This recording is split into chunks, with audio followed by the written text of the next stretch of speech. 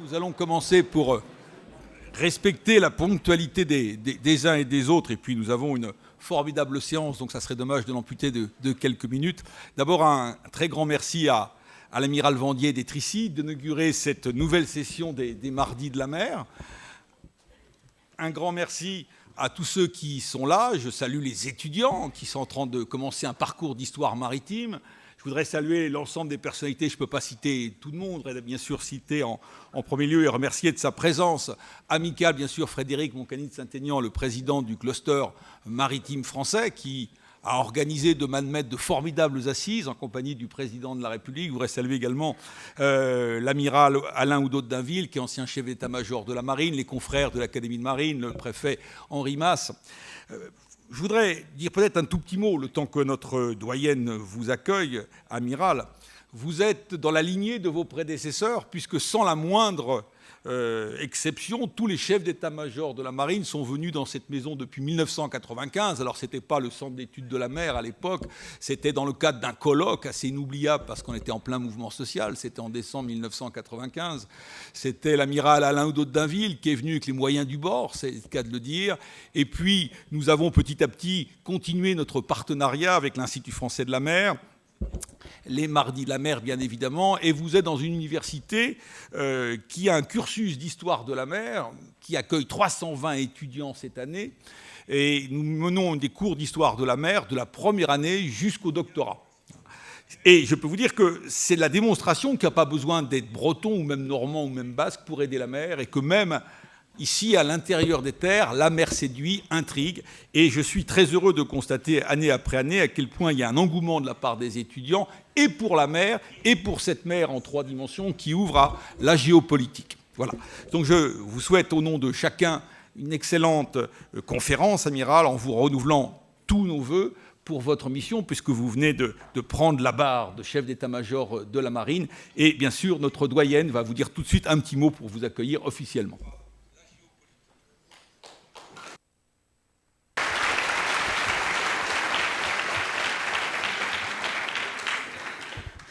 Donc, bonsoir à tous. Merci beaucoup pour votre présence.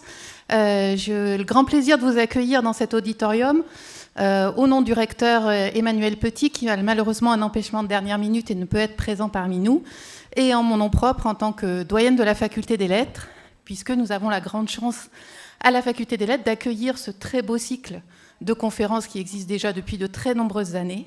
Et je souhaite remercier vivement Monsieur Ribier, Monsieur Buchet pour cette organisation depuis de très nombreuses années, et l'amiral Vandier qui nous fait l'honneur d'introduire ce cycle ce soir. Donc voilà, j'en dirai pas plus. Je vous souhaite un très bon cycle de conférences et une très bonne soirée. Merci.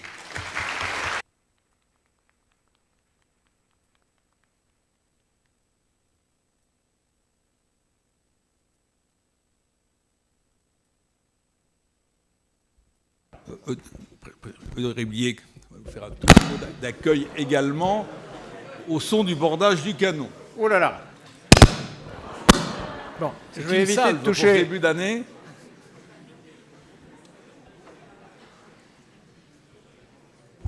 Alors, est-ce que ce deuxième micro est aussi explosif que le premier? Non. Je voudrais, avant la traditionnelle présentation de notre orateur, dire un mot à nos auditeurs distants qui sont 270 inscrits, qu'ils posent leurs questions au fil de leur arrivée, au fil du moment où ils y pensent, car nous avons un décalage d'environ 30 secondes entre ce qui se passe dans la salle et ce qu'ils reçoivent, et donc ils pourraient être un peu surpris qu'on ne prenne pas les questions au bon moment. Donc qu'ils les posent à l'avance, ça nous permettra de les retransmettre ou bien de les annuler si le fil de la conversation a fait qu'elles ont déjà été traitées. Voilà, merci amiral d'être là. Est-ce qu'il est utile de présenter le chef d'état-major de la Marine ? Oui, car comme beaucoup de grands serviteurs de la nation, vous êtes discret sur vous-même, amiral. Vous êtes entré et sorti major de votre promotion de l'école navale, vous choisissez l'aéronaval, vous serez ainsi de toutes les grandes opérations menées par la Marine nationale depuis 30 ans. À l'issue de la campagne d'application sur la Jeanne d'Arc, vous êtes affecté sur l'aviso escorteur commandant Bory et impliqué dans des opérations de la première guerre du Golfe. Pilote de chasse, vous avez 2300 heures de vol et 410 appontages à votre actif. Vous avez mené des opérations de guerre en Bosnie, au Kosovo et en Afghanistan. Commandant de la frégate Surcouf, vous participez au sauvetage des otages du Ponant. Officier au commandement des forces alliées de l'OTAN à Naples, vous supervisez les opérations aériennes françaises menées en Libye en 2011. Début 2013, vous dirigez la cellule de crise de l'opération Serval au Mali. Puis, de 2013 à 2015, vous commandez le Charles de Gaulle lorsqu'il est engagé dans l'opération Chamal au sein de la coalition internationale en Irak et en Syrie. Breveté en génie atomique, vous avez publié un ouvrage sur la dissuasion nucléaire française. C'est sous votre commandement de la flottille Rafale marine qu'est réalisée la mise en service de cet avion de combat. Vous êtes officier de conduite de programme à la division plan de l'état-major des armées, particulièrement chargé des programmes Rafale et hélicoptères NH-90 et Tigre. Vous avez également été adjoint au chef d'arrondissement maritime de la Méditerranée, commandant de la base de défense de Toulon. Choisi comme chef du cabinet militaire de la ministre des Armées le 1er septembre 2018, vous êtes nommé chef d'état-major de la marine il y a un an, le 1er septembre 2020. Vous avez accepté d'être notre invité pour cette séance inaugurale de nos Mardis de la mer. Nous vous en sommes très reconnaissants. Merci, Amiral.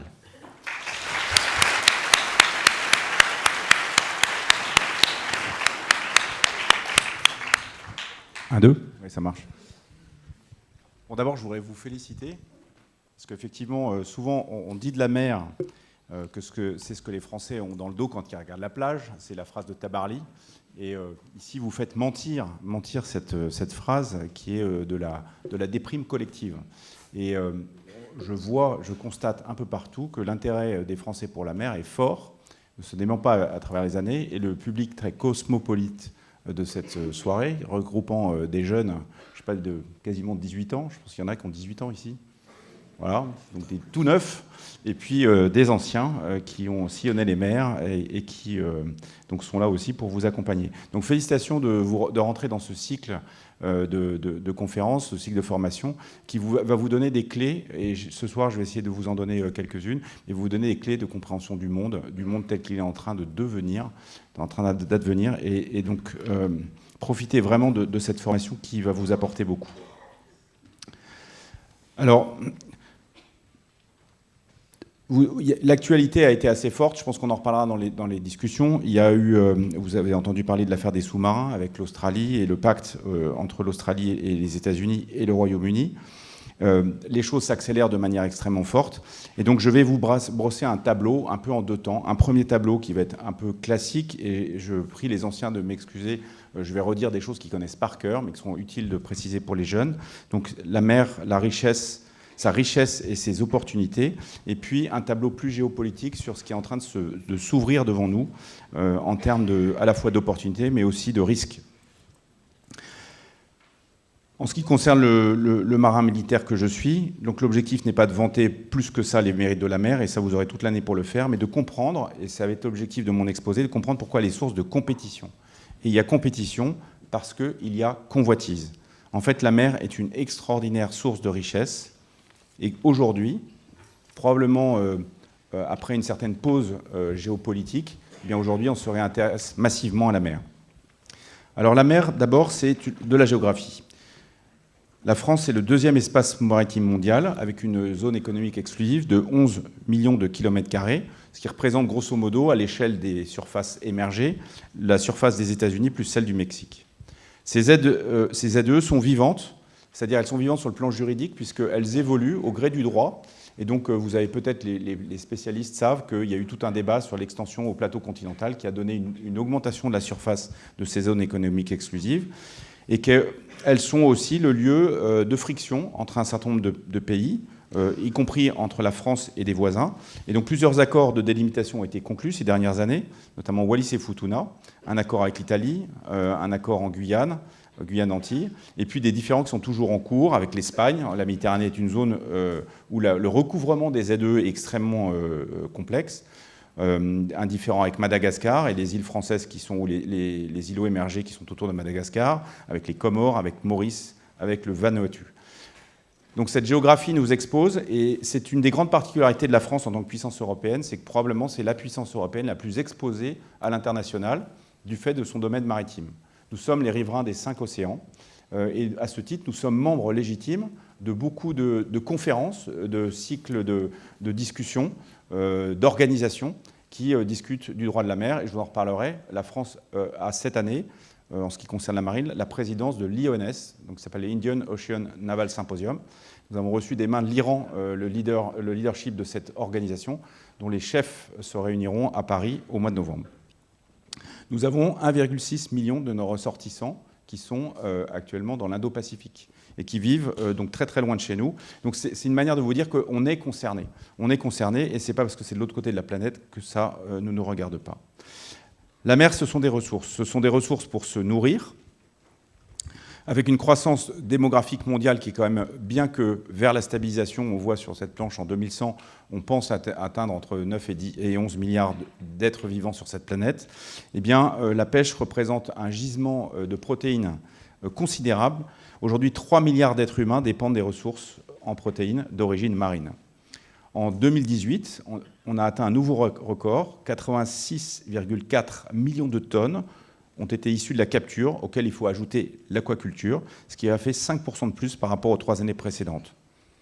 Donc ce sont des chiffres considérables, avec derrière des questions écologiques, qui est une question qui est la biodiversité et puis la capacité de ces viviers à continuer à produire des ressources pour les hommes sur la Terre, avec tout ce que ça emporte en termes de pêche illégale notamment. On y reviendra. La mer, c'est de quoi répondre à nos besoins énergétiques. Aujourd'hui, seulement 10% des fonds marins ont été explorés. Il y a d'immenses quantités de pétrole, de gaz et de terres rares qui sont au fond des océans. Vous savez que le contour des océans a beaucoup évolué et donc il y a effectivement des choses qu'on trouve à terre, qu'on trouve de la même façon sous les océans, avec des problèmes d'accessibilité qui sont bien plus difficiles. Mais la technologie a énormément progressé et aujourd'hui, sur les forages profonds, on arrive au large de côte, parfois à 2000, 3000 mètres, à faire des forages et à aller chercher du gaz, du pétrole, des nodules. Et donc le potentiel économique de la mer est considérable. On a évidemment, et on vous en rebat les oreilles tous les jours, les énergies renouvelables avec l'éolien et l'hydrolien, des technologies complexes. Donc on estime qu'on peut déporter une partie de la nuisance des éoliennes en mer sans que ça soit très simple. Vous avez sûrement à l'esprit la bataille autour des éoliennes de Saint-Brieuc. L'hydrolien est aussi donc en plein développement.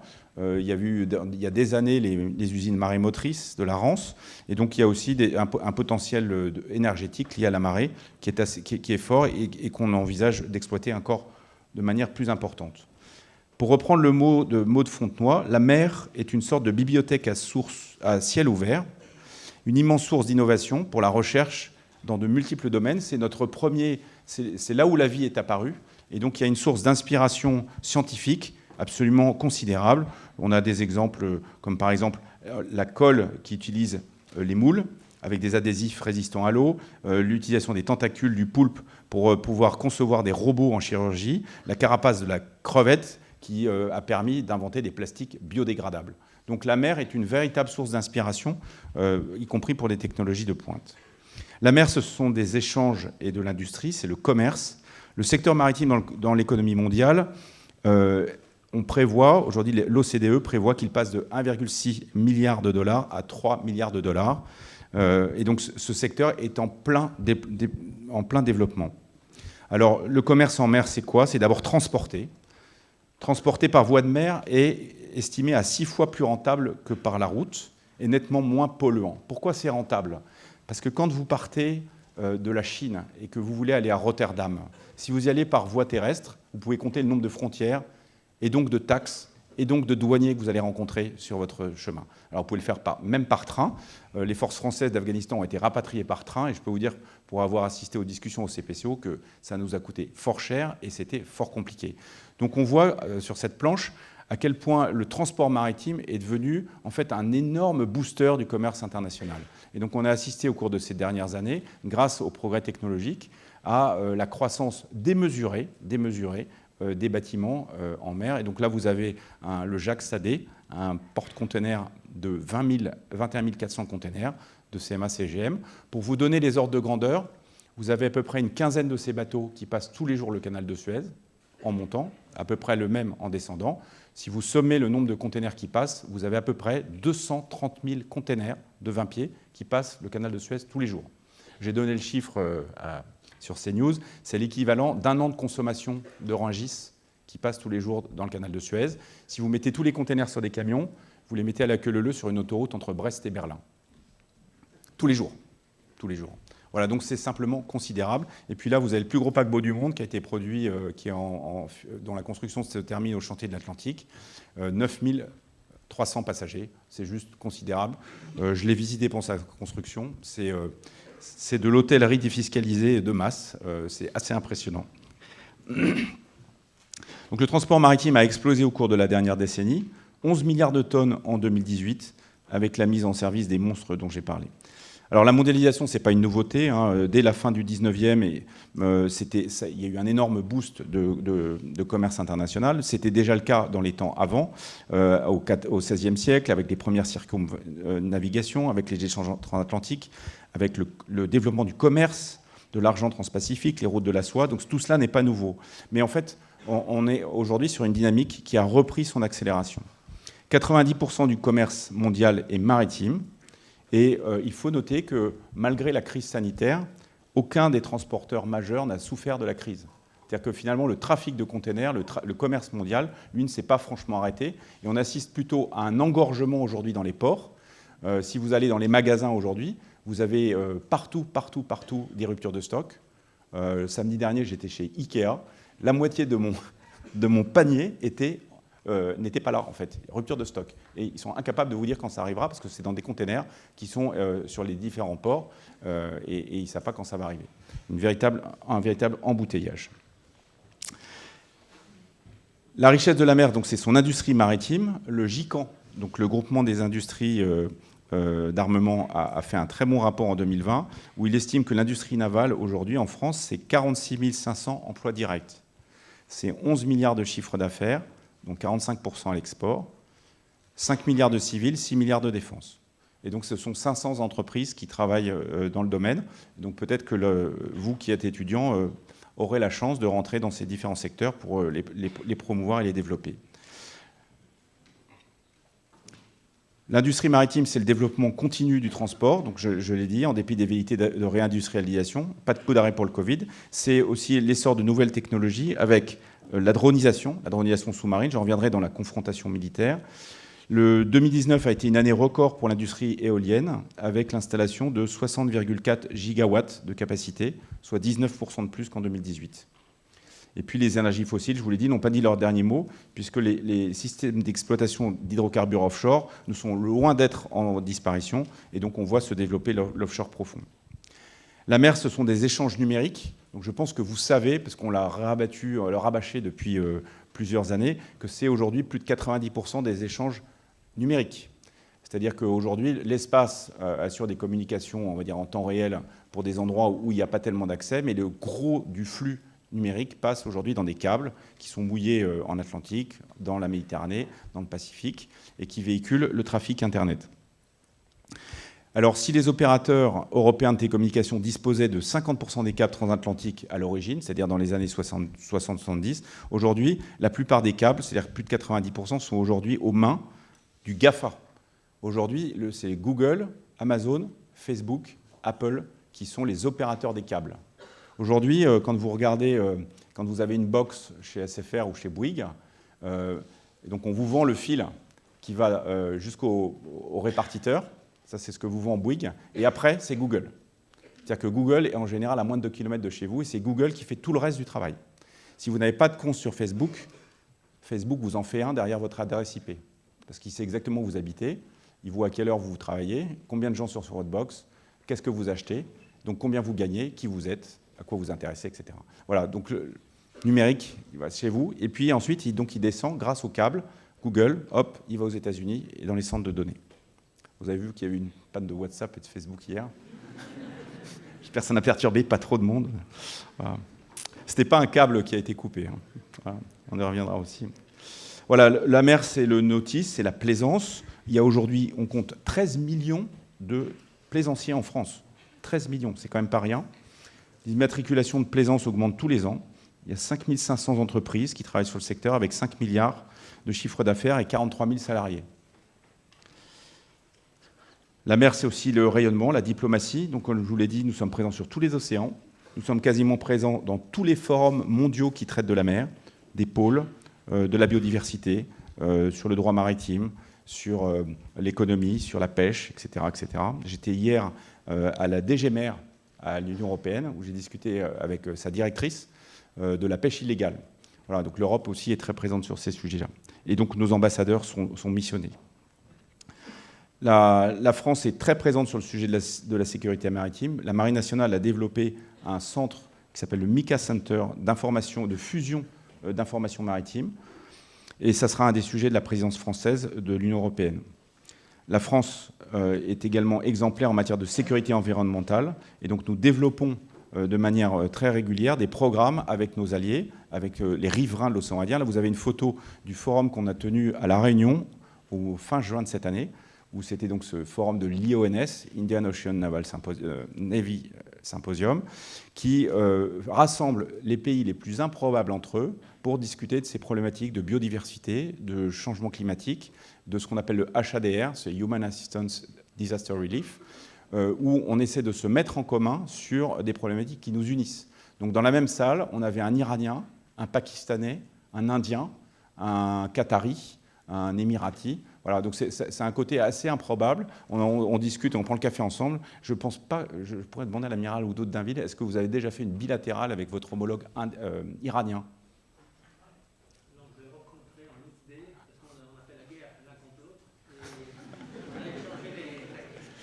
Voilà. Mais donc j'ai passé une heure de discussion assez amusante avec mon homologue iranien. Je ne pense pas qu'il avait rencontré un chef d'état-major de la marine de manière formelle depuis fort longtemps. Et donc on a eu tout un discours très comment dire, idéologique de sa part au début. Manifestement, il venait sur ordre, il lisait un papier où il m'a expliqué que la source de la civilisation était dans le Golfe Persique, que l'Iran était les inventeurs des droits de l'homme, etc., etc. Vous voyez, ça vous fait rire. Et puis passé ce moment-là, on a eu une discussion assez franche sur les enjeux, et on est d'accord sur les enjeux que vous connaissez, sur les enjeux climatiques, sur l'enjeu de la biodiversité, de la soutenabilité du développement. Alors, ça m'amène, pas de transition, en parlant avec les Iraniens sur cette question de la compétition. Pour pouvoir essayer de rassembler un peu les choses dans une pensée unique, enfin dans une vision, on va dire, globale, on peut dire qu'aujourd'hui, la compétition fait rage dans les 3 espaces communs qui existent. Le premier, donc depuis que l'homme existe sur la Terre, c'est la mer. Le deuxième espace commun qui a été inventé, c'est avec la Seconde Guerre mondiale, l'espace. Et le troisième, c'est le cyberespace. Ces 3 espaces qui ont des caractéristiques qui, en fait, sont similaires sur le plan géopolitique, sur le plan technique, sur le plan militaire également. Qu'est-ce qui est commun dans ces espaces communs? Eh bien, d'abord, il y a le fait qu'on peut s'y déplacer de manière continue. C'est-à-dire que vous êtes un bateau chinois et sans difficulté, sans énormément d'entraves, il y a certes des détroits, mais vous pouvez venir devant Brest sans demander votre visa, sans franchir une frontière, sans avoir à rencontrer quiconque. C'est vrai dans le cyberespace où on peut aller attaquer un serveur à l'autre côté de la planète depuis son PC dans son salon. C'est vrai pour l'espace où un satellite russe peut se retrouver sur une orbite géostationnaire à quelques kilomètres d'un satellite américain ou d'un satellite français. Ce sont donc des espaces où la vie humaine y est difficile. Alors, je ne vous fais pas la photo sur le cyberespace, mais en tout cas, dans l'espace et l'espace maritime, y être, ça suppose un niveau technologique qui est quand même pas simple, suppose des investissements. Ce sont des milieux dans lesquels l'investissement technologique produit des effets majeurs et détermine finalement ce qu'est la loi. Le lawfare, ce qu'est la loi dans ces espaces est déterminé par la façon dont l'homme y travaille. C'est-à-dire que, pour revenir sur le droit maritime, les eaux territoriales ont été historiquement définies par la portée des canons. C'était les 12 nautiques, c'était la portée d'un canon d'artillerie navale qu'on mettait sur une batterie, 24 km. Donc on disait grosso modo, c'est à moi parce que je peux le faire respecter. Donc ceux qui s'approchent à moins de ça, si je ne suis pas d'accord, je peux leur tirer dessus. Dans l'espace, c'est un peu la même chose. C'est-à-dire que le premier qui occupe l'espace en devient maître. Le premier qui mettra ces 3 orbites de satellites en low orbit sera le propriétaire de fait de l'orbite. Il n'aura rien payé à part d'occuper l'espace. Et dans le cyberespace, la translation est évidente. Donc ces espaces communs, en fait, représentent aujourd'hui un lieu de réinvestissement financier, politique, géopolitique majeur. Et on pourrait dire que dans les 3 espaces, on voit les mêmes phénomènes se produire. C'est des espaces qui sont assez propices à la compétition, puisque le premier qui y est gagne. Ce sont des espaces qui sont assez propices à la dissimulation. On peut y faire un tas de choses sans être vu. Donc la mer, aujourd'hui, sur la surface, c'est un peu plus compliqué avec le niveau de surveillance, mais sous la mer, ça reste absolument gigantesque qu'on peut faire comme chose sans être vu. Le cyberespace, c'est évident, et on le voit à travers toute l'activité cybercriminelle. Et puis dans l'espace, si vous l'avez suivi, la ministre a révélé l'année dernière, quand elle a mis en œuvre la stratégie spatiale, tout ce qu'on a pu repérer comme activité sournoise ou malveillante autour de nos satellites, par des puissances de premier plan, dont le but est de nous intimider, et le jour J, de nous dire, écoutez, vous n'utiliserez pas votre satellite parce qu'on s'est donné les moyens de vous le sortir de votre orbite, de le brouiller ou de lui rentrer dedans. Donc c'est vraiment 3 espaces aujourd'hui, et donc je vais revenir sur la mer, mais qui, à mon sens, sont très représentatifs de l'espace géopolitique qui est aujourd'hui le nôtre. Alors pendant les 20 années qui ont suivi la chute du mur de Berlin, on a cru à une espèce de double prophétie, la prophétie de la croissance infinie. On s'est dit, finalement, aujourd'hui, c'est le commerce qui va réguler toutes les relations internationales. On a cru que l'économie libérale serait source de paix éternelle, et donc finalement, plus on serait riche, moins on se taperait dessus. Aujourd'hui, force est de constater, après 30 à 40 ans de mondialisation, qu'on voit le retour en fait, de la confrontation.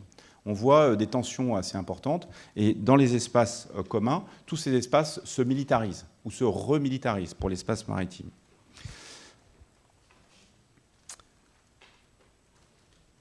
Alors, je vais vous donner quelques exemples dans le domaine maritime. Dans le domaine maritime, par exemple, on a assisté ces 2 dernières années à une véritable guerre du pétrole entre la Syrie et l'Iran. On a à peu près entre 15 et 18 bateaux, suivant la façon dont on compte, qui ont été attaqués par des actions non revendiquées. Donc vous avez sur ces photos des pétroliers qui ont brutalement pris feu un samedi après-midi, des mines de coke qui ont été mises à différents endroits. Et là, vous avez en haut à gauche une photo d'un pétrolier ravitailleur saoudien qui a été attaqué par ce qu'on appelle un bateau drone suicide, qui est rentré dans le port de Jeddah et qui s'est fait détonner le long de la coque. Et donc le bateau est dans cette position, puisque son équipage l'a ballasté pour sortir le trou dans la coque qui fait 3-4 mètres de diamètre d'eau et pour pas que le bateau coule. Voilà, une véritable guérilla qui s'est déroulée et donc qui s'est fait un peu sous le viseur. Donc ce sont des espaces, aujourd'hui, ces espaces communs et la mer qui sont tout à fait propices à la confrontation et aux effets de levier stratégiques. Là aussi, pour revenir sur cette bataille, vous savez que l'Iran fait l'objet d'embargos extrêmement importants, extrêmement durs sur la vente de son pétrole, et que donc il a du mal à trouver des débouchés, et qu'en fait il a un pays aussi qui fait l'objet d'embargos, qui est la Syrie, et donc il fait un commerce autour du Golfe, qui fait apporter de manière donc, illégale, contrevenant à l'embargo, des pétroliers qui servent à approvisionner la Syrie en carburant.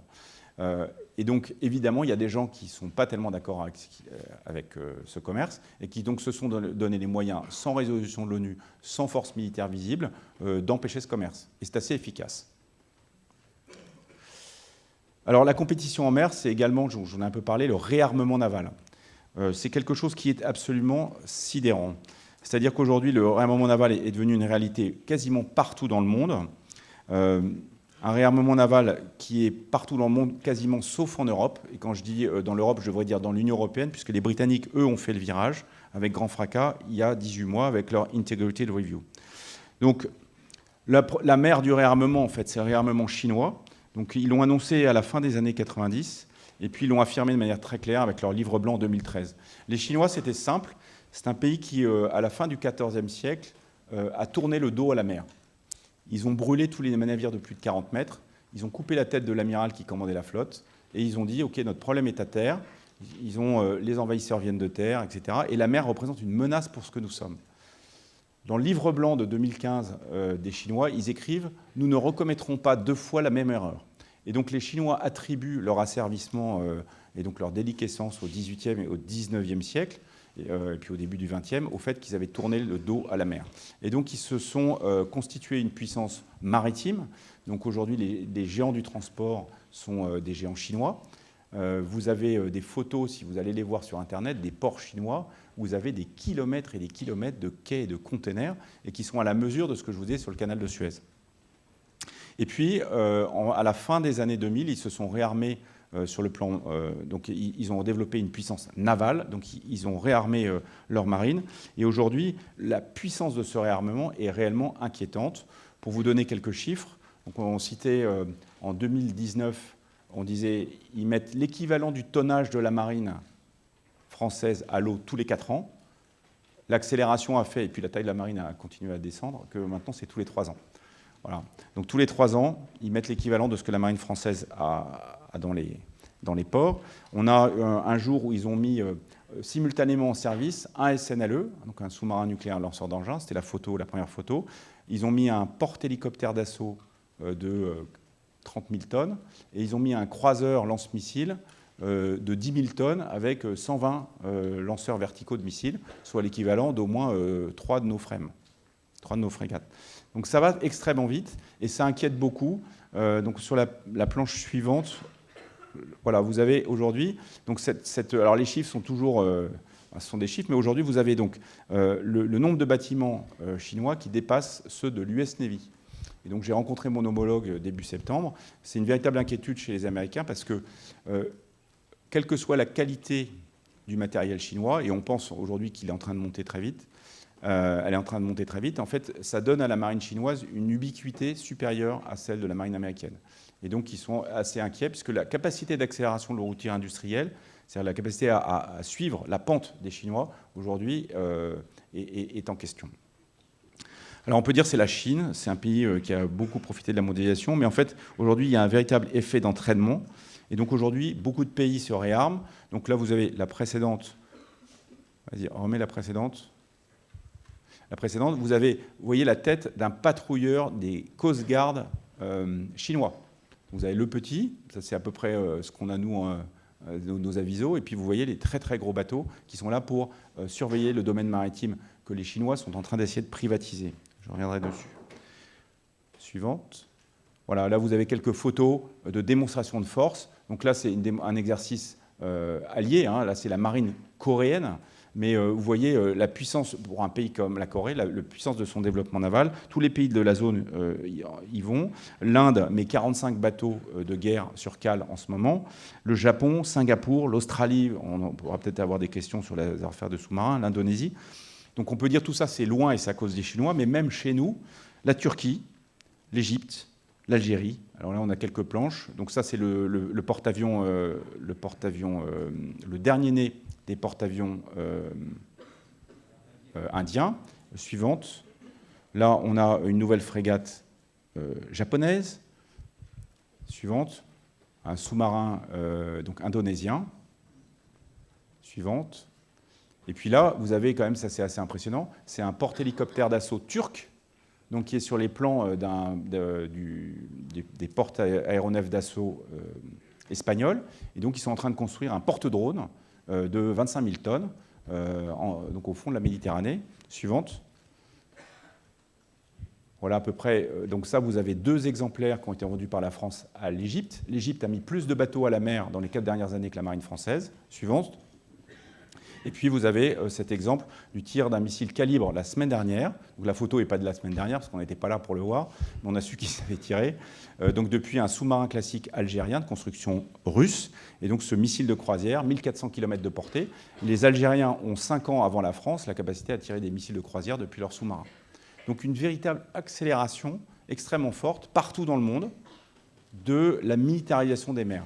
Et donc je reviens à mon exposé, vous voyez bien les effets de levier que beaucoup de pays cherchent à obtenir en essayant de capter les espaces, capter les ressources et de mettre les gens d'en face, nous, au défi de dire « Ok, est-ce que vous avez envie de vous confronter à nous ?» Ah ben non, du coup, ce qui est à nous est à nous. Alors la contestation et l'affrontement en mer, c'est le deuxième volet, si vous voulez, de cette appropriation des espaces communs. Je vous dis la compétition par le revirement en aval, c'est aussi la contestation et l'affrontement en mer. La contestation et l'affrontement en mer, elle se fait, par exemple, sur les fonds sous-marins, ce qu'on appelle le seabed warfare. Le seabed warfare, ça procède finalement pour beaucoup de ce que je vous ai dit sur les câbles sous-marins. C'est-à-dire qu'aujourd'hui, il y a une petite guéguerre qui se fait sur les fonds sous-marins pour le contrôle des câbles. Alors, je ne sais pas si on a une planche après sur les câbles. Bon, ça, c'est les Anglais. Voilà. Alors, je vais revenir sur la drogue tout à l'heure. Mais donc, on a aujourd'hui un certain nombre de moyens, et notamment russes, qui sont dédiés à la surveillance et à la menace sur les câbles. Donc, les câbles servent pour une partie à la transmission des données Internet publiques, mais les anciens câbles peuvent servir à d'autres choses et à la transmission de données militaires. Ils peuvent être utilisés à des fins de propriété sous-marine pour mener un certain nombre de travaux, pour mettre en œuvre des capteurs, etc. Et donc, il y a une petite guerre sous-marine qui se fait par un certain nombre de moyens, on va dire, discrets et secrets. Pour vous donner un exemple, on a un navire chinois qui, en 2017, a sciemment laissé traîner ses ancres sur un câble au large de la Bretagne. Donc il a coupé son AIS, le système qu'il reportait, il a annoncé une panne, il a mis son ancre à 80 mètres de fond et il a arraché un câble. Et donc on a mis pas mal de temps à recomposer l'affaire pour comprendre quel était ce bateau, quel était son armateur. Et en discutant avec les Britanniques, ils nous ont expliqué que le bateau avait fait la même chose un mois avant dans leurs propres eaux. Voilà. Donc une petite guérilla quand même qui est importante et dont l'objet, c'est pas de couper Facebook, en tout cas pour le moment, ce qui nous assurera des soirées tranquilles, mais qui est réellement de menacer l'artère du commerce mondial et puis d'essayer d'empêcher l'utilisation à des fins militaires par nous des fonds sous-marins. La contestation dans les espaces maritimes, c'est la contestation de la loi. Donc ça, c'est l'exemple qui est là. Vous avez des ballots de drogue, là. Donc D653, c'est le numéro de coque de la Languedoc, qui est un corps dans l'océan Indien, et qui a fait des saisies records cette année de drogue. Donc là, c'est des ballots de hashish. La marine française, en moyenne, prend 14 à 15 tonnes de drogue en mer chaque année. Cette année, on est encore en octobre, on en a pris 36 tonnes. Voilà. Ça a explosé. Et donc, à chaque fois qu'on cherche, on trouve. Une explosion vraiment et souvent je dis, donc dans les zones dans lesquelles ça se passe, donc là ici c'est en océan Indien, en fait la drogue c'est le bitcoin du pauvre. C'est-à-dire que ça sert à transporter de l'argent. C'est-à-dire que la valeur de la cargaison par rapport à son volume est extrêmement intéressant. Et donc on trouve ces trafics de drogue, finalement, ils pavent la plupart des conflits. Aujourd'hui, les prises de drogue, par exemple au large du Mozambique, ont énormément augmenté parce que c'est un pays qui est en conflit. Il y a énormément de guérilla, liées d'ailleurs aux perspectives d'exploitation du pétrole offshore. Et donc, là où on voit de la drogue, souvent, il y a des trafics. Et là où il y a des trafics, il y a de la violence. Et tout ça cohabite de manière très endémique. La contestation par la loi, c'est la pêche illégale. Là, vous avez quelques photos des guerres, parfois, que se livrent les flottilles de pêche, beaucoup dans le Pacifique, mais maintenant dans le golfe de Guinée et puis au large de la Guyane, pour aller siphonner les réserves dans les zones économiques exclusives. Et donc aujourd'hui, vous avez parfois des flottilles de centaines de pêcheurs qui arrivent et déboulent dans des zones qui ne sont pas forcément très surveillées, qui font un nuage de criquets et qui repartent un mois après avoir essoré les ressources et qui partent. Et donc aujourd'hui, les efforts que déploient les marines, notamment dans le Pacifique, pour contrôler leurs espaces, sont extrêmement importants. La contestation par la loi, c'est la territorialisation de la mer. Et donc là, vous avez un exemple de ce qui est fait en mer de Chine. C'est la territorialisation par le fait accompli. C'est-à-dire que là, vous avez des îlots qui étaient au départ des atolls et qui terminent en base militaire. Vous avez en bas, on voit les barges, etc., qui sont en train de construire. Et donc, les Chinois ont, de manière extrêmement offensive, conquis ces îlots, bétonnés, et maintenant, ils revendiquent de manière extrêmement féroce les eaux territoriales, les 12 nautiques, la portée des canons, pour pouvoir dire « c'est à moi ». Certains sont dans des endroits, on va dire, au centre de la mer de Chine, donc quelque part, c'est pas si gênant, enfin, c'est pas si gênant que ça. Ils ont conquis des îlots, par exemple, devant les Philippines. C'est un peu comme si la Corse devenait brutalement, parce qu'il y avait un petit îlot à côté de la Corse qui était colonisé, revendiquait les eaux territoriales par une autre puissance qui avait réussi à s'installer sur ce genre de choses.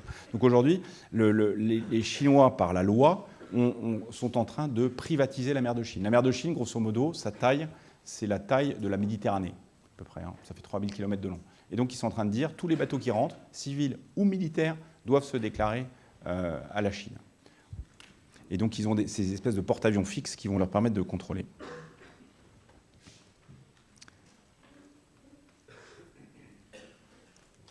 La contestation, c'est également les transgressions d'embargo. Je vous ai parlé de la guerre du pétrole. En Méditerranée, vous avez peut-être entendu cette histoire où la frégate Courbet s'est fait braquer par les Turcs parce que la France démontrait le fait que les Turcs étaient en train de contrevenir à l'embargo sur les armes en Libye. Et donc, on voit également dans cette confrontation ce jeu permanent avec les limites. Alors, et donc l'exemple est assez intéressant parce que les Turcs sont des membres de l'OTAN. Donc la France était membre d'une opération de l'OTAN. Et donc c'est au titre de cette opération de l'OTAN de lutte contre l'embargo qu'on s'est retrouvé braqué par les Turcs, membres de cette opération, membres de l'OTAN, pour défendre des intérêts où ils avaient détourné l'organisation à leur profit.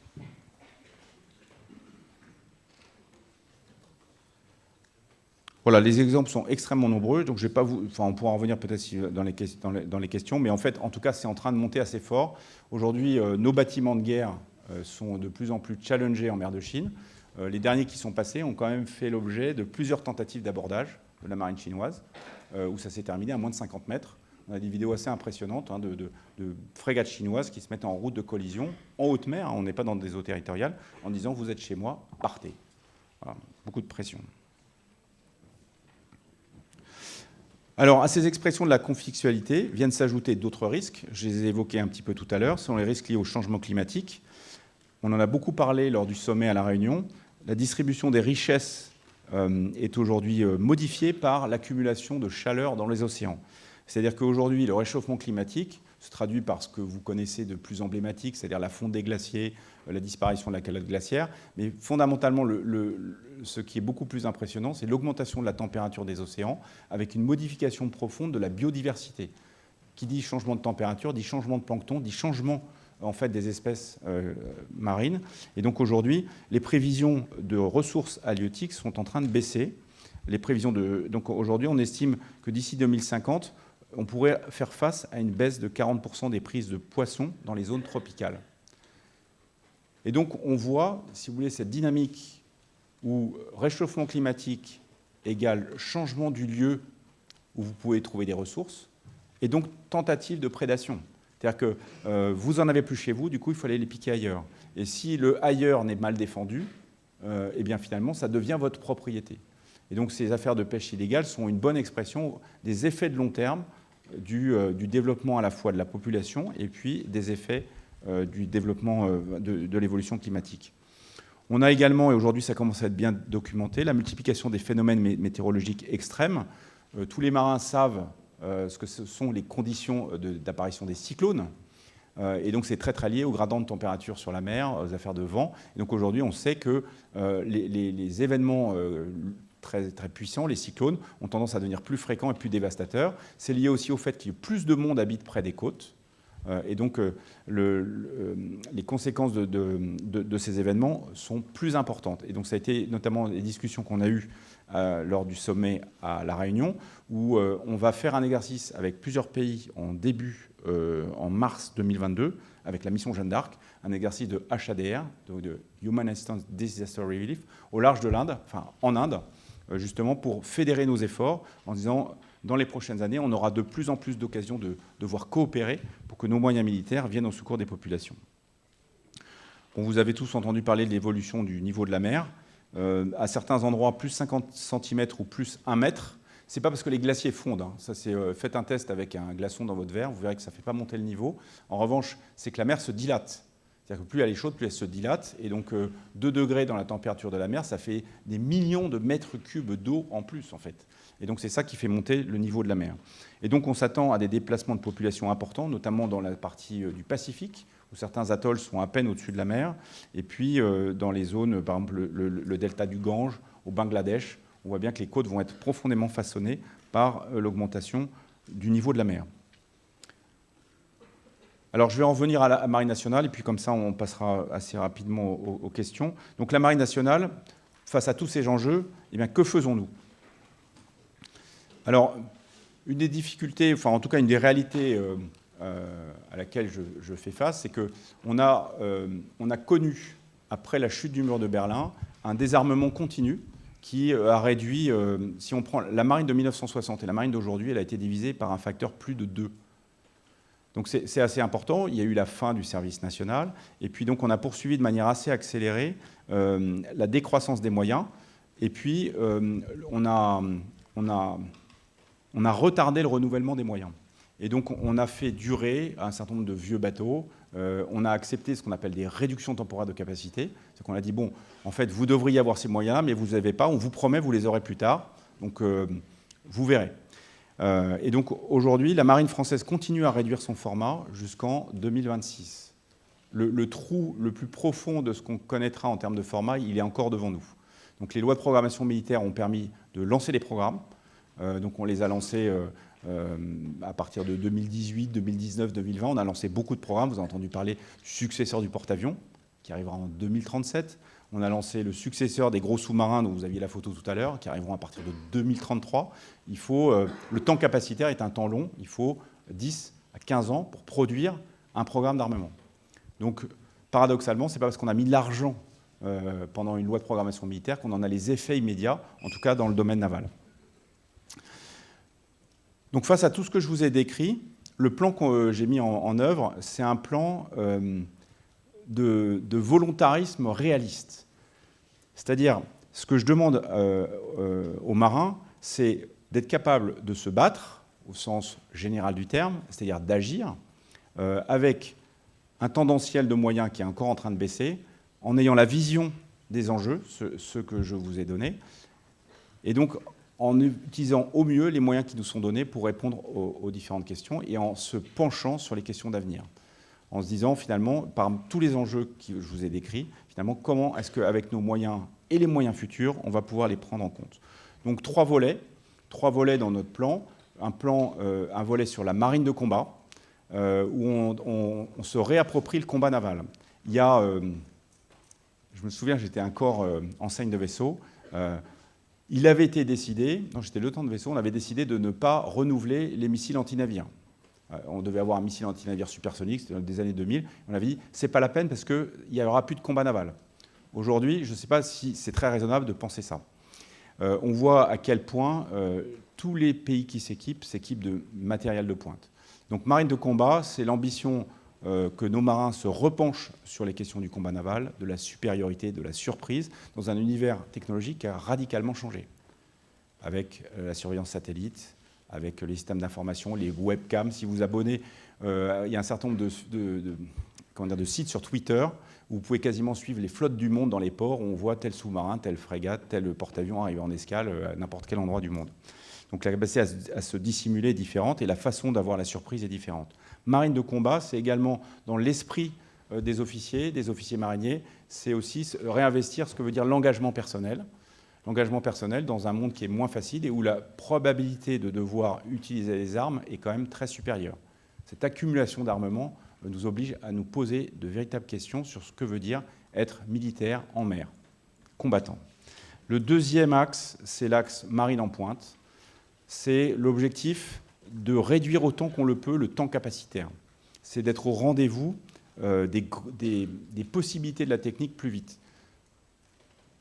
Un des exemples, le Barracuda, donc le nouveau sous-marin nucléaire d'attaque qu'on va mettre en service cette année, c'est une fiche programme des années 90. Le programme est lancé dans les années 2000. La construction à la fin des années 2000, donc en 2010. On a livré sous-marin en 2019 et à la fin des essais, on est en 2021. Vous voyez, il a quasiment fallu 25 ans pour pouvoir délivrer cette capacité. Or, pendant ce temps-là, en fait, comme on réalise un produit industriel complexe, on fige la définition, et en l'occurrence, le Barracuda, sa définition technique a été figée entre 2000 et 2012, et donc il ne bénéficie pas aujourd'hui de tous les updates, toutes les améliorations qu'on a eues sur les autres sous-marins. Donc il faut rattraper ce retard qui est lié à l'étirement du temps capacitaire. Donc, marine en pointe, c'est avoir des marins conscients des nouvelles technologies, capables de développer des cas d'usage et de profiter de tout le dynamisme de l'innovation, de l'Agence pour l'innovation de défense, de ce que peut nous donner la Direction générale de l'armement, pour mettre sur nos bateaux tout de suite des technologies qui utilisent ce qui est disponible. Donc typiquement les technologies du numérique, de l'information, du spatial, du cyber, et puis des armes de pointe. On est par exemple en train de beaucoup travailler sur les armes à énergie dirigée qui nous font économiser des missiles que nous n'aurons jamais. Et puis, le dernier axe, c'est la marine de talent. Et donc cela, ça va vous parler. C'est de passer d'une marine qui a pu avoir un format assez industriel dans la production de ses marins, avec des choses très normées, à une explosion des métiers. Aujourd'hui, 80% des métiers de la marine représentent 1% de son personnel. À chaque fois, c'est des toutes petites filières. C'est des filières d'une 50aine de personnes. Donc on a des chimistes sur chaufferie nucléaire, on a des commandos marines spécialistes de telle action spéciale, on a des pilotes de chasse qui ont telle et telle compétence. Donc tout ça est aujourd'hui une marine qui est pixelisée de compétences. Et donc en parlant de marine de talent, on a l'ambition d'avoir une ressource humaine qui est capable de suivre, de générer, de développer une multiplication des talents. Dans les nouveaux domaines de lutte, on a parlé du spatial, on a parlé du cyber, il faut agréger au combat naval, au combat sous-marin, ces nouvelles dimensions. Et donc, il faut créer des compétences qui comprennent nos cas d'usage et qui sont au rendez-vous sur la technologie.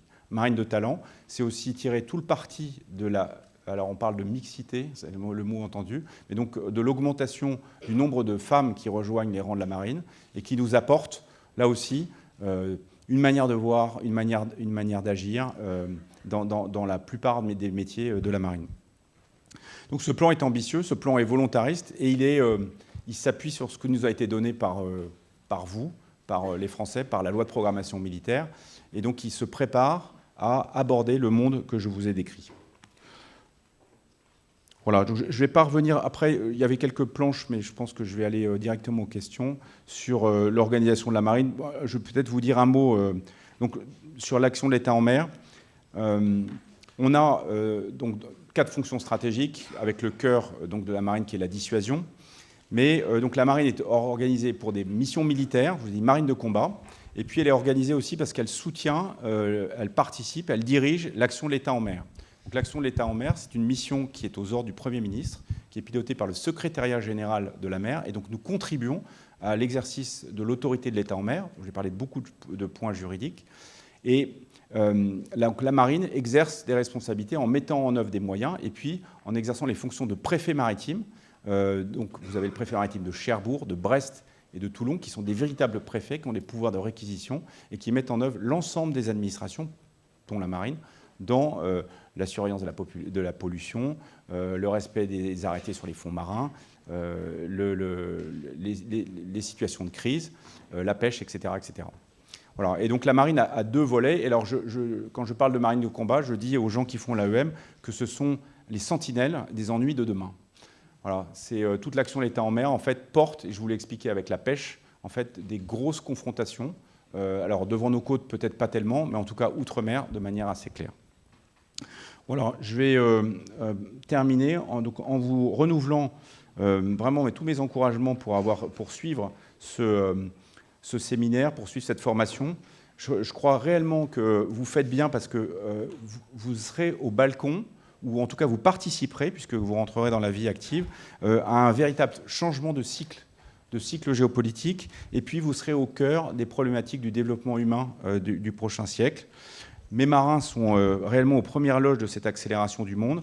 J'ai discuté avec les midships de la Jeanne d'Arc qui ont été faire leur mission en océan Indien. Ils n'ont quasiment pas fait d'escale à cause du Covid, mais ils ont été au contact de la mer de Chine. Ils ont fait escale au Japon, où ils étaient entourés d'une escadre japonaise considérable. Ils ont compris que ce monde était en train de changer. Donc la compétition a été freinée. Elle s'exerce dans cet espace maritime qui est un espace commun habité par l'homme. Donc nous, les marins, nous préparons à nous battre au sens noble du terme. Nous nous battons déjà dans de nombreux domaines. Comme le dit le chef d'état-major des armées, et je terminerai là-dessus, notre ambition, c'est de gagner la guerre avant la guerre, c'est-à-dire de faire que le pire n'advienne pas, et que par notre présence volontaire, l'ensemble des sujets que j'ai évoqués, le droit, la contestation, la biodiversité, toutes les problématiques de climat soient prises en compte correctement avant que nous soyons obligés, contraints, à les traiter par la force. Voilà, je vous remercie et on peut passer aux questions.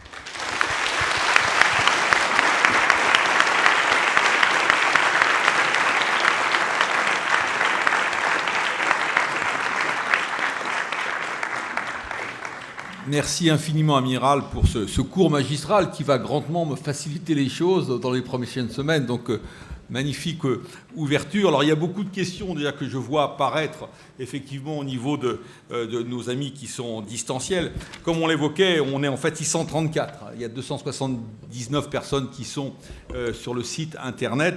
Alors, on va prendre quelques questions. J'ai peut-être demandé à 2 étudiants de venir prendre peut-être les micros qu'on va passer après.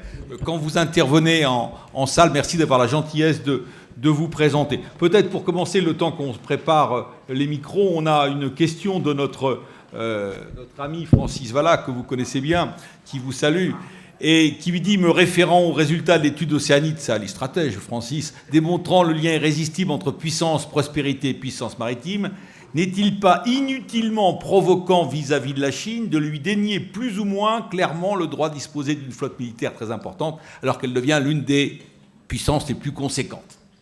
Difficile question sur l'adéquation entre la puissance de la Chine et le risque qu'elle peut éventuellement faire courir. Alors on va essayer peut-être d'avoir des réponses très courtes, parce que je peux vous assurer qu'il y a énormément de questions.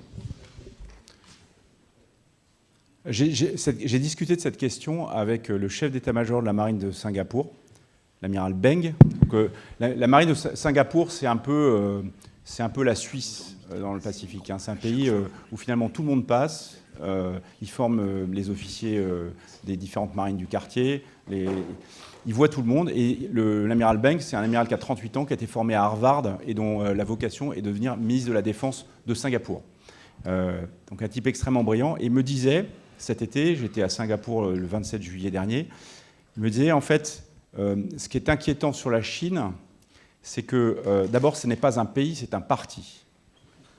Non mais je ne sais pas moi qui le dit, c'est l'amiral Beng. Donc c'est un parti. Et donc aujourd'hui, la question qui est posée, que se pose le parti, c'est la question de sa survie. Or, sa survie dépend de la promesse de prospérité qui a été faite à des milliards de Chinois. Enfin, ils sont 1,4 milliard. Et donc aujourd'hui, cette promesse, elle est sous tension. La croissance n'est pas au rendez-vous. Le Covid leur a fait mal comme à nous tous.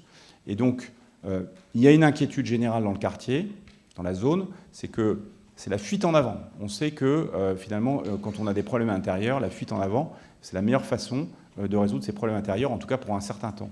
Et donc, il y a une véritable inquiétude que l'outil militaire donné à la Chine soit finalement un débouché de résolution des problèmes internes. Et donc, cette puissance militaire considérable ne vise pas seulement à donner à la Chine un outil à sa stature, mais on a des exemples très fréquents, et vous en avez eu récemment, pas plus tard qu'hier, 59 avions de chasse, un dispositif considérable à survoler Taïwan, ce qui revenait avec ce qui a été fait encore 39 avions la semaine dernière. Et donc, ce sont des outils aujourd'hui qui sont utilisés pour la coercition, qui sont pour obliger les autres à changer de position. Donc on n'est pas dans le développement d'une puissance tranquille, on est avec un véritable changement de braquet. Aujourd'hui, les Chinois se sont dotés de navires amphibies de projection, il y a une force de projection de plusieurs milliers d'hommes, ils commencent à avoir des bases outre-mer, et donc il y a beaucoup de questions sur le côté pacifique de leur ambition. J'ai assisté toujours à Singapour à une discussion sur le droit de la mer entre 2 anciens seniors rédacteurs de la Convention de Montego Bay et un colonel de l'armée chinoise sur l'interprétation du droit maritime en mer de Chine, conféré les îlots dont je vous ai parlé, où les Chinois disent « Nous n'avons pas votre lecture, nous réfutons les jugements arbitraux de la Cour, et donc venez nous chercher. On refuse de discuter. C'est notre lecture qui s'impose, et comme on a la puissance militaire, disparaissez du sujet. Et donc on voit quand aujourd'hui tous les bateaux qu'on envoie qui vont au Japon, qui vont en mer de Chine, etc., sont marqués maintenant. C'est-à-dire que quand on envoie une frégate de surveillance, elle a 2 corvettes chinoises qui la suivent du détroit de la Sonde jusqu'à Tokyo, enfin jusqu'à l'entrée dans les eaux territoriales japonaises. Voilà, donc cette puissance chinoise aujourd'hui est quand même assez inquiétante, et le fait qu'elle dépasse en nombre la puissance américaine est l'objet de beaucoup de discussions. Et ce qui s'est passé avec les Australiens est une des conséquences de ce développement. Si vous voulez. Là, merci de bien vous présenter. Et puis voilà, une question, le micro. Allez, commencez. Merci de vous présenter. Je suis Bruno Pouguillaume. J'ai eu plusieurs contacts avec la marine, notamment dans la triste histoire du Clémenceau, dans sa déconstruction. Et puis, très récemment, il y a 3 semaines, face à face à un sous-marin nucléaire, un SNA qui sortait du goulet de Brest, comme ça, et qui m'a trouvé en face de lui. On m'a demandé quelles étaient mes intentions. Alors, elles étaient très pacifiques. Bon, c'est pas le sujet de ma question. Amiral, vous avez donné récemment un long entretien à Mer et Marine dans lequel vous insistez sur le rattrapage des capacitaires.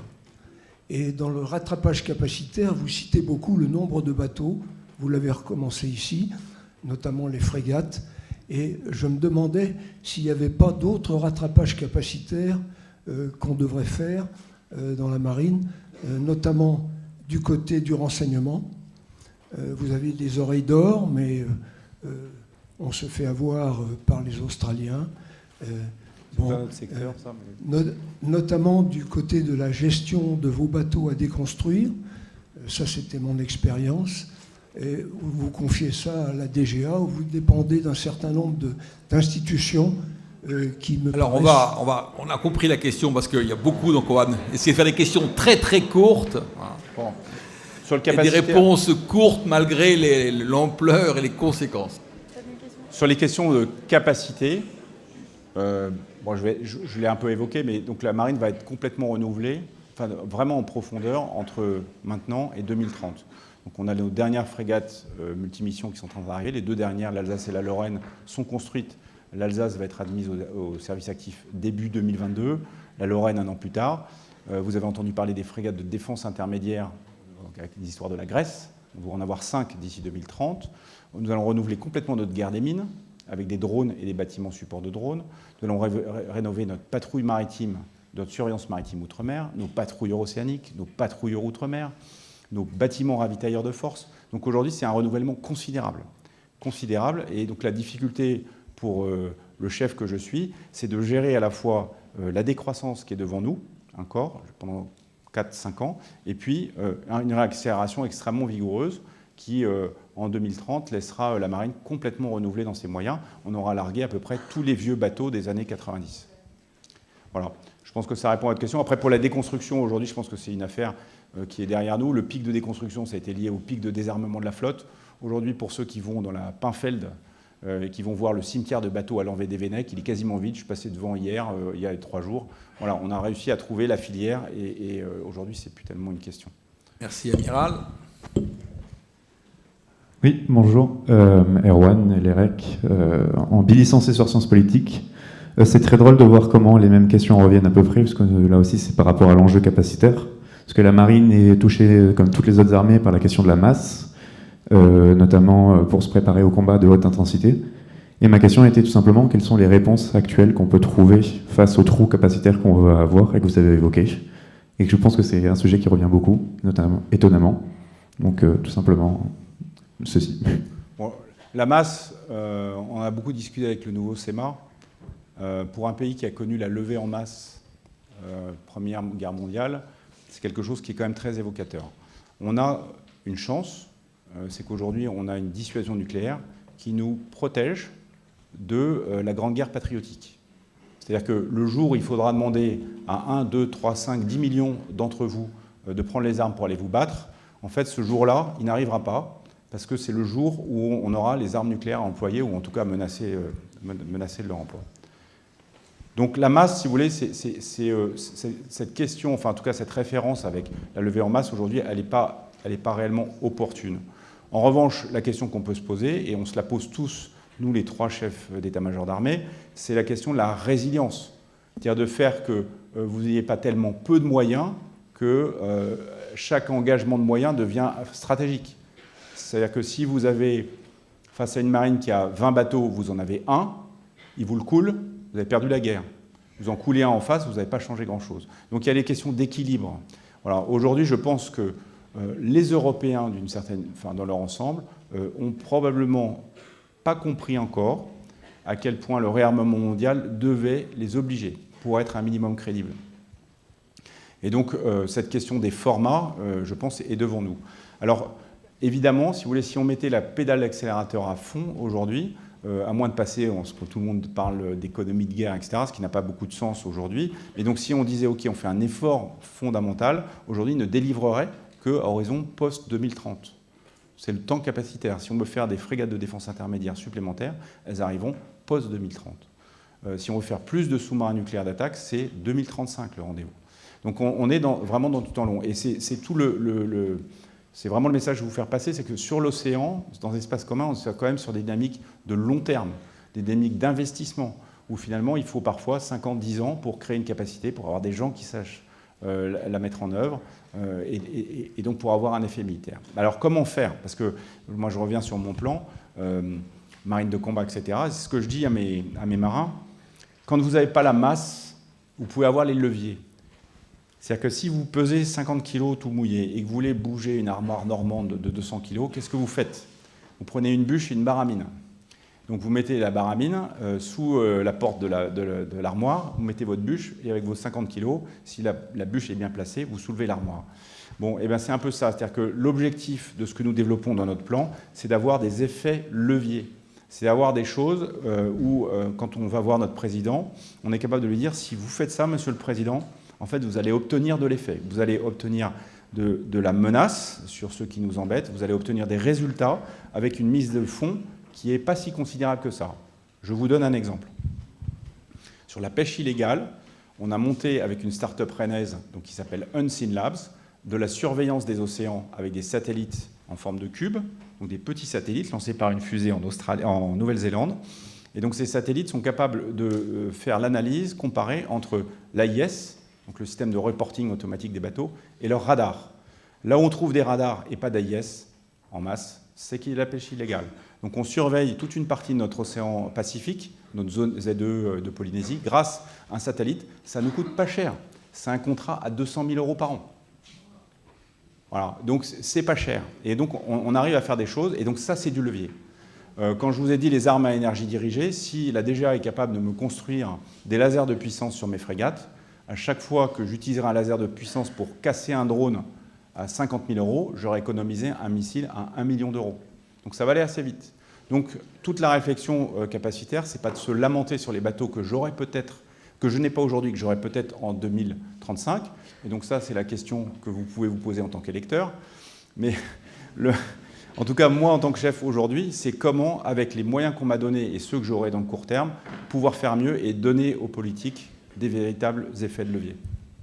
Merci. Je crois qu'il y a une question ici. Amiral, merci beaucoup de votre venue ce soir. Je m'appelle Éloi Thierry d'Argentlieu. Je suis en master de géopolitique et relations internationales ici à la Cato de Paris. Et j'ai une question un peu spéciale qui tourne sur aussi toujours le déficit capacitaire. Certains pays, comme je crois la Russie et l'Iran, développent de nombreux petits bateaux avec des petits tonnages armés de 1 ou 2 missiles seulement, ce qui permet de démultiplier la force de frappe. Est-ce que cette stratégie peut être une stratégie alternative pour la France? Est-elle compatible avec notre territoire maritime? Voilà, qu'en pensez-vous? Et est-ce qu'il représente aussi une menace pour notre marine? Merci, amiral. Alors, on est dans une époque, et c'est pour ça qu'on a eu ce volet marine en pointe, où le développement technologique est extrêmement rapide. Vous avez, pour ceux qui suivent un peu les affaires militaires, vous avez suivi la guerre que se sont livrées l'Azerbaïdjan et l'Arménie, avec on a des mises en œuvre massives de drones, des munitions rôdeuses. Donc on voit qu'il y a des véritables effets de levier, ce que j'évoquais tout à l'heure, avec des armes qui finalement ne coûtent pas très cher et ont des effets majeurs. Alors est-ce que les drones de surface en font partie? Probablement. Vous avez une des frégates du programme Sawari, donc de ce que la France a vendu de l'Arabie Saoudite, qui a explosé avec un drone de surface. La vidéo est sur YouTube. Où on voit une vedette arriver à fond la caisse et faire exploser la partie arrière de cette frégate. Donc oui, c'est une menace. Elle n'est pas nouvelle, finalement, c'est un missile qui flotte. Hein, et on s'était habitué depuis la guerre des Malouines à avoir lutté contre ça. La difficulté qu'on a aujourd'hui, pour répondre plus largement à votre question, c'est de ne pas se tromper de technologie. Parce qu'en fait, il y a une espèce de techno-fascination où on pense que parce que c'est moderne et que c'est numérique, en fait, c'est bien. C'est déjà arrivé dans l'histoire. La jeune école, au début du siècle, en fait, c'est tout un courant de techniciens, d'ingénieurs, d'officiers qui se sont dit, en fait, on va faire de la marine pas chère. Donc on va se payer, au lieu de se payer des dreadnoughts, donc des croiseurs qui coûtaient très cher et que la France ne voulait pas acheter, on va s'acheter des contre-torpilleurs, des petites vedettes rapides qui vont lancer des torpilles. Et on a construit des petits ports tout au long de la côte. Et donc on se disait, comme ça, on défendra bien la côte. Et puis, en fait, la marine de haute mer, c'est pas intéressant. Ça s'est terminé à Fashoda. Si vous connaissez l'histoire, Fashoda, on rencontre les Anglais, donc de la colonne Marchand est partie de Dakar, la colonne Kirchner est partie d'Alexandrie. Tout ce beau monde se rencontre à Fashoda, se tape sur la figure au Soudan. La France gagne, les Anglais coincent. Et qu'est-ce qu'ils font? Ils envoient l'escadre devant Brest et Toulon avec des gros bateaux en disant, écoutez les gars, si vous ne quittez pas Fashoda, on vous dézingue. Et on n'avait pas de quoi faire. Parce qu'on n'avait que des petits torpilleurs et que l'état de la mer ne permettait pas de les sortir. Donc il faut nous méfier du tout techno en se disant finalement il suffit d'eux. Vous avez tous eu la panne de Google, Facebook, etc. Sur le porte-avions Charles de Gaulle, chaque année, on fait un exercice back to the 80s. On coupe les satellites, on coupe le GPS, on refait du sextant et on regarde combien de temps on peut tenir comme ça. Comment est-ce qu'on nourrit les systèmes d'armes des avions, etc., etc. Back to 80s. Vous avez vu peut-être le film sur l'espace, là, qui s'appelle Gravity. Gravity. C'est pas parce que l'espace est libre qu'une catastrophe en chaîne ne se produira pas sur les orbites stationnaires et qu'on disposera toujours des communications satellites. Voilà. Donc, on voit, pour répondre à votre question, on voit bien que le travail qu'on a à faire est un vrai travail de fond, où il faut qu'on trouve, par rapport à ce que vous disiez, avant la masse, la question de la résilience, et donc à donner la sûreté de notre action, quelles que soient les conditions techniques. Autre question, côté tribord, toutes... En attendant cette question, pour en prendre quand même quelques-unes qui nous sont postées par écrit, Amiral, où en est-on de la coopération franco-britannique post-Brexit? Et puis, ensuite de cette question, le Royaume-Uni a 2 porte-avions. Est-ce que la France peut n'en avoir qu'un? Alors, les Britanniques, si vous avez un document à lire, vous qui vous lancez dans le cycle, téléchargez l'Integrated Review, c'est sur le site du MOD UK. Ça vaut vraiment le coup de lire ce document à plus d'un titre. D'abord parce qu'il est très bien rédigé et donc vous allez retrouver ce que je vous ai dit. C'est vraiment un document très enrichissant. Les Britanniques ont fait un choix en quittant l'Union européenne de renouer très très fortement avec la mer. Ils retrouvent tout ce qui était leur empire, leur domination maritime.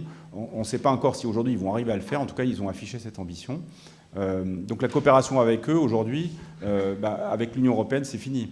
Donc on a toujours des coopérations avec eux dans l'OTAN. On fait plusieurs exercices avec eux. On collabore notamment de manière très efficace dans la lutte sous la mer avec eux en Atlantique. Et donc on a, si vous voulez, c'est la seule vraie autre puissance militaire en Europe. Il ne faut quand même pas l'oublier.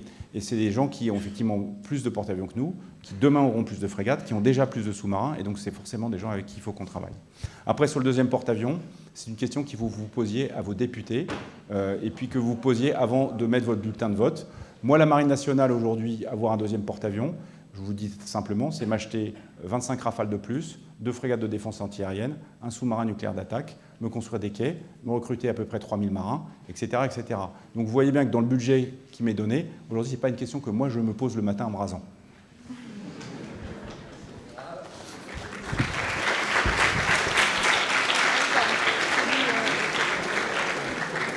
On aura bientôt Sophie Panonacle avec l'ensemble, quelques parlementaires justement qui gèrent les groupes maires au Parlement, Sénat, Assemblée nationale. On leur posera la question, c'est promis. Merci de poser votre question si c'est allumé. Parlez fort, parlez fort. C'est bon là? Oui. C'est parfait. Bonsoir Amiral. Déjà, merci beaucoup d'être présent ce soir. Je m'appelle Kiran Guignan, je suis en licence Histoire-Géographie. J'ai un petit lien avec l'armée, je suis réserviste dans l'armée de terre.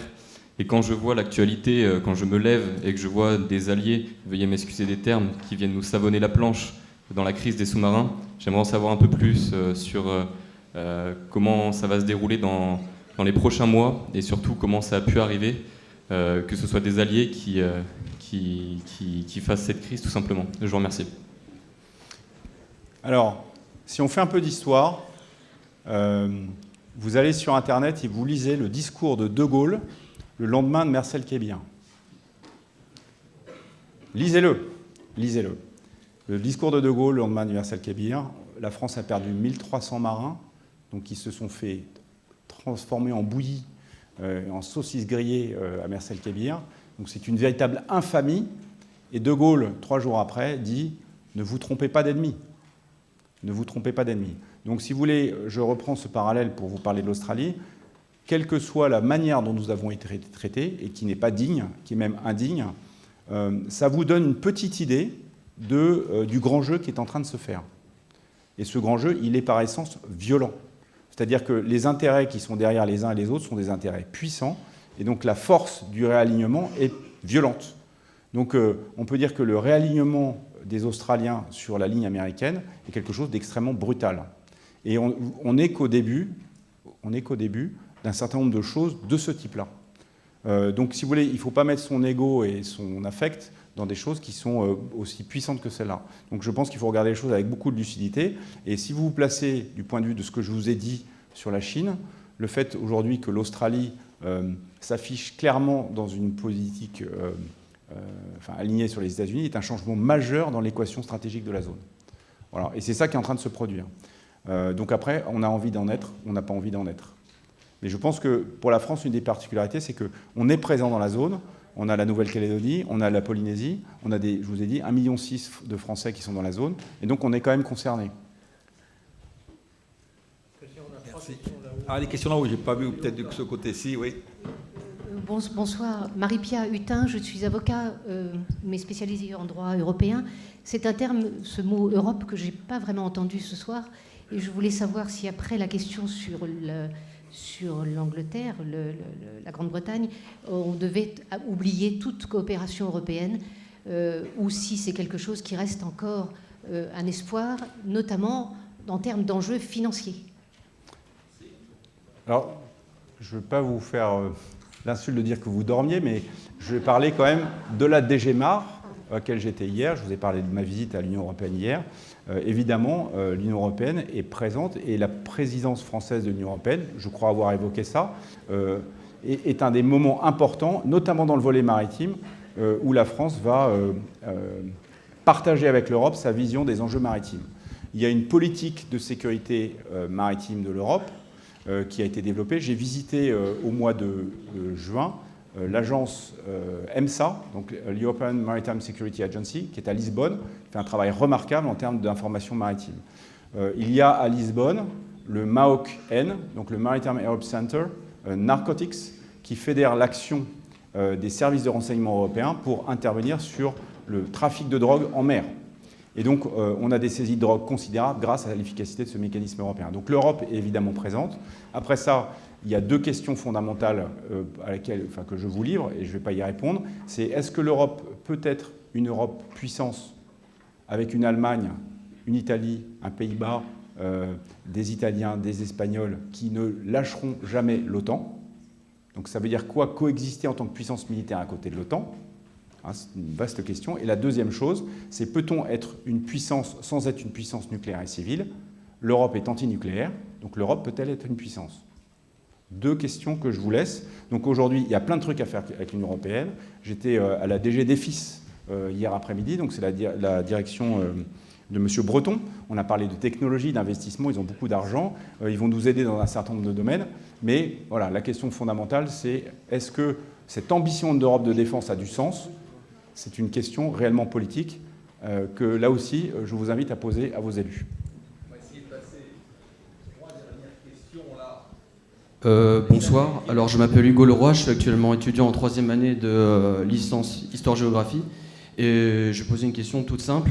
Quel serait l'impact de l'indépendance de la Nouvelle-Calédonie sur nos capacités opérationnelles et sur la gestion de notre ZEE et sur l'avenir maritime même de la France? Là, on fait un peu de politique fiction, mais c'est dans pas très longtemps, parce que c'est en décembre. Évidemment, la question que vous posez, elle est dans tous les esprits. Si réellement le référendum de Nouvelle-Calédonie part pour l'indépendance, il y aura un accord. Donc on va faire une sorte de, je ne sais pas comment on va dire, un exit. Voilà. Donc il y aura un accord qui réglera comment est-ce que l'administration française continue à être là-bas, est-ce que les moyens militaires français continueront à se stationner. Donc on est un peu dans la politique fiction. Ce qui est certain, c'est que si le référendum conclut qu'il faut qu'on parte, effectivement, la carte française dans la zone va en être profondément modifiée. Et là encore, ça sera à relire avec ce qui s'est passé avec l'Australie. C'est-à-dire qu'on est réellement dans un changement de cycle très profond. Voilà. Et donc, qu'est-ce qui se passera là aussi, bonne question à poser à vos élus. Merci. 2 dernières questions. Il y a des questions de ce côté-là aussi. Bonjour, moi je m'appelle Alexis Lebat, je suis en première licence d'histoire. Du coup, moi j'avais une question parce que vous parliez d'écologie, tout en parlant du coup de mythe de la croissance infinie. Mais du coup, comment vous parlez d'exploitation offshore, par exemple, en pensant qu'on a passé le pic pétrolier et que le pétrole va commencer à être plus cher à forer plutôt qu'à ça. Et du coup, comment on compte avoir une croissance dans un mythe de la croissance sur une planète finie? Bon, moi, je vous ai décrit les tendances actuelles. Je ne vous donne pas une réponse. Vous posez une question de fond sur effectivement le développement économique, les 9 milliards, comment est-ce qu'ils vont vivre dans 200 ans. Il y a le côté la soutenabilité du développement. Moi, ce que je suis en train de vous dire, c'est que la mer constitue une des ressources principales pour assurer la vie de nos concitoyens dans le prochain siècle. Et que la mer est un endroit fragile, un endroit qui a donc des ressources qu'il faut protéger. Il faut à la fois réussir à l'exploiter, mais sans l'épuiser. Et c'est pour ça que le côté régulation est extrêmement important. C'est pour ça que, par exemple, avec la DGMAR, on a beaucoup parlé de pêche illégale et de régulation des pêches, partout dans le monde, dans le golfe de Guinée notamment, puisque dans le golfe de Guinée, 40% de ce que mangent les Africains du golfe de Guinée, c'est du poisson. Voilà. Je n'ai pas de réponse là pour le coup. Il y a un tas de chercheurs qui se pensent sur la question que vous posez. Nous, ce que je peux vous dire, c'est que nous, la Marine nationale, on est concernés par ces questions-là. On y réfléchit et avec nos moyens, on essaie d'apporter des réponses avec nos camarades des autres armées. Merci. Donc, je crois qu'il y a 2 questions très rapides. Vous, et puis après, on n'y arrivera pas tout à l'heure. Il y a longtemps que vous demandiez la parole. Bonsoir. Thibaut Girard, je suis en licence d'histoire géo. Vous avez abordé le thème de l'écologie, les enjeux, mais quelles sont les avancées concrètes de la marine française sur ce sujet-là? Alors, bon, d'abord, on est une marine nucléaire, donc on fait moins de carbone que les autres. C'est vrai, hein?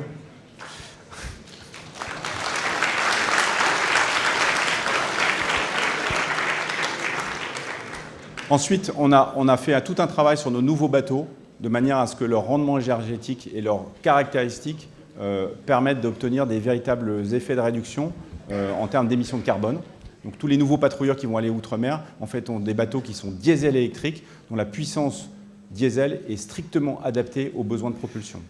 Et donc la propulsion électrique permet de faire beaucoup de choses. Ensuite, on a évidemment, tous nos nouveaux bateaux sont sur les normes civiles en termes d'environnement, de rejet d'hydrocarbures, de traitement des eaux usées, etc. Et puis, on est en train de travailler, et on en parlera peut-être avec One Ocean Summit, qui sera en début 2022, sur tout ce qui va contribuer à l'observation de la biodiversité. L'amiral Prazuc, mon prédécesseur, travaille à l'université de la Sorbonne. Il fait un travail extraordinaire dans ce domaine où on espère pouvoir industrialiser des capteurs de surveillance de l'océan, et la Marine nationale y participera. Merci. Donc notre dernière question, et excusez, veuillez pardonner tous ceux qui ont posé des questions très nombreux. Mais merci beaucoup de nous faire l'honneur de votre présence à bord. Je m'appelle Grégoire Margui, je suis marin et voileux passionné. Et j'aurais voulu savoir si, comme dans l'histoire de la marine française, où parfois il y a eu des opérations qui ont été reportées à cause du gros temps, si c'était toujours d'actualité dans la marine de reporter les opérations, des exercices quand il y a du gros temps, ou est-ce qu'on les maintient quand même?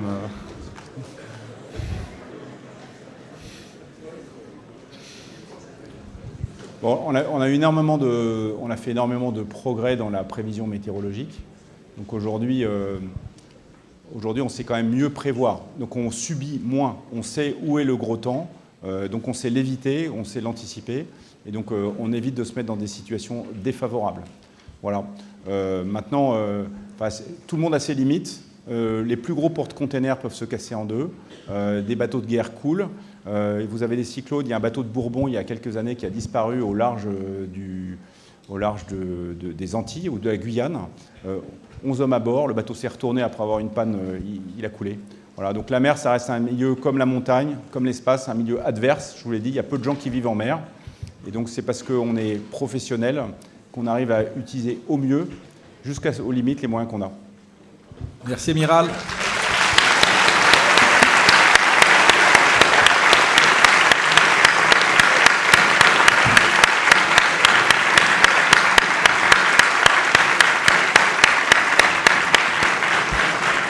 Je vous demande encore d'avoir peut-être une toute petite minute pour que, comme d'habitude, Eudry Blier, le président de l'Institut France-Anne-Mer, puisse conclure. Je voudrais simplement, en ce qui me concerne, vous rappeler notre prochain rendez-vous dans 15 jours, où nous aurons également une célébrité dans son domaine, puisque nous aurons Olivier Poivre d'Arvor, qui est chargé des pôles et des enjeux maritimes, qui viendra nous parler les pôles, les enjeux maritimes. Eudry Blier, à toi de conclure. Merci infiniment, Amiral, de nous avoir expliqué comment vous appuyez sur le volontarisme réaliste pour gagner la guerre avant la guerre. Merci infiniment. Et puis, à dans 15 jours pour tous ceux qui seront avec nous. Merci encore, Amiral.